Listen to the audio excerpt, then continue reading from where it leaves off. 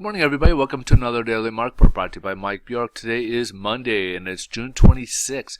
Hey, we got just a few economic news releases to go over today. This week will actually be a much greater impact week than we had last week. Last week was pretty light in terms of what was being released, but this week we got like inflation, we got consumer confidence and sentiment and stuff. So we got a lot of things coming up this week. Today we'll start off with the durable goods orders for the month of May. So back in April, we saw a drop 0.9%. Forecast was supposed to drop 0.8%, and it dropped even further than expectations at 1.1%. So obviously, that's not good. This is a bit of a high impact type of news data. So, and it does affect our GDP. So we see obviously a drop in both April and May. So we'll have to kind of see if how this will translate for June, see if we get a rebound in June for the second quarter. So obviously second quarter so far is not looking too good in terms of durable goods. Now when you strip out the big ticket items like airplanes and stuff like that, we get what they call the core capital equipment orders.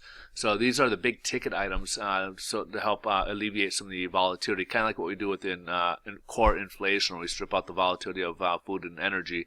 They take out the big ticket items, like, you know, there might be one quarter where there's a big order for airplanes, which could really obscure the durable goods orders. But when you strip that out, we get the core capital equipment.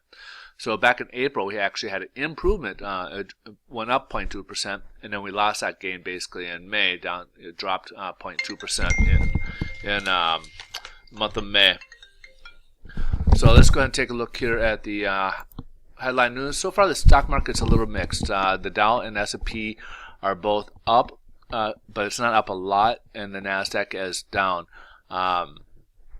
So basically it's taken a lot of its cue from the oil prices. Oil prices have continued to drop a bit, and which is really holding on to the market and kind of dragging the market down a bit here as well. So let's see how this is affecting the bond market, and as you can see, we are getting an improvement. We're above the 200-day moving average, above the 10 and 25-day moving average even.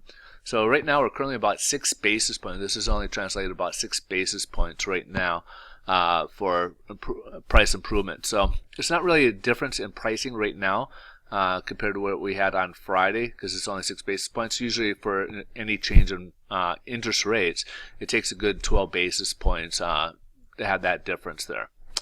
All right, so that pretty much concludes it for today. But if you guys want to get more information during the data here, throughout the day, I do tweet over on Twitter at Mike Bjork. I do post updates throughout the day, including market close, typically at the end of the day here. So just stop over Twitter, find me at Mike Bjork, and get your updates throughout the day, so that way you can stay current.